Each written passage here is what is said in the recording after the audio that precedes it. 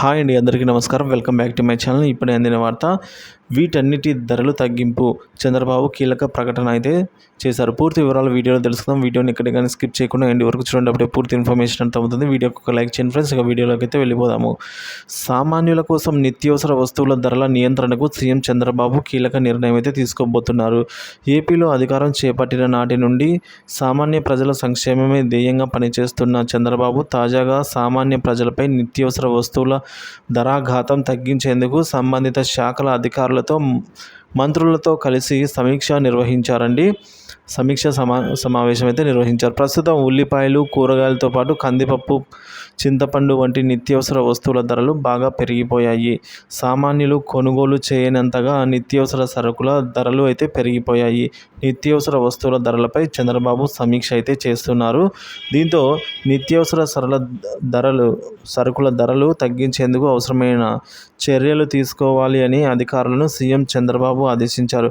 రాష్ట్రంలో ప్రస్తుతం నిత్యావసర సరుకుల ధరపై వ్యవసాయ శాఖ, మార్కెటింగ్ శాఖ, సివిల్ సప్లై శాఖ అధికారులతో మంత్రులతో సమీక్ష నిర్వహించిన చంద్రబాబు బియ్యము, కందిపప్పు, టమోటా, ఉల్లి ధరల నియంత్రణకు చేపట్టాల్సిన చర్యలపై అయితే సమీక్ష చేశారు.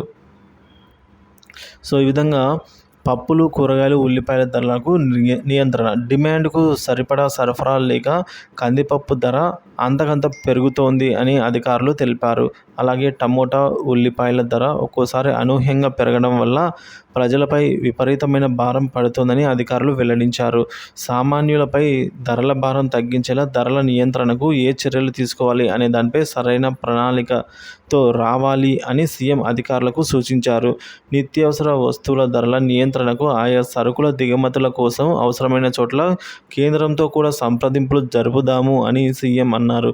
రాష్ట్రంలో ప్రస్తుతం 122 రైతు బజార్లు ఉన్నాయి. అధికారులు చంద్రబాబుకు ఈ మేరకు వివరించారు వాటన్నిటి గురించి. అయితే నిర్వహణ సరిగా లేక వాటి ఏర్పాటు వెనుక ఉన్న ఉద్దేశం నెరవేరడం లేదని సీఎం చంద్రబాబు అన్నారు. రైతు బజార్ల నిర్వహణకు సంబంధించిన కీలక సూచనలు అయితే ఈ మేరకు చేశారు. సో సరైన ప్రణాళికతో రావాలి అని అధికారులకు ఈ మేరకు ఆదేశాలు అయితే జారీ చేశారండి.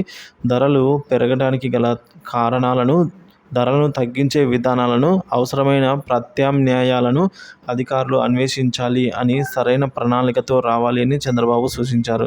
ఈ సమీక్షలో మంత్రులు కె. అచ్చెన్నాయుడు, నాదెండ్ల మనోహర్తో పాటు ఆయా శాఖల అధికారులు పాల్గొన్నారు. ఈరోజు చంద్రబాబు ఏపీ సచివాలయంలో అనేక శాఖల వారీగా వివిధ అంశాలపై కీలక సమీక్షలు నిర్వహించారండి. ఇక రోడ్స్ దుస్థితి పైన కూడా, అలాగే ఇసుక పాలసీ పైన కూడా కీలక అంశాలు అయితే ఈ మేరకు చర్చించడం జరిగింది ఫ్రెండ్స్.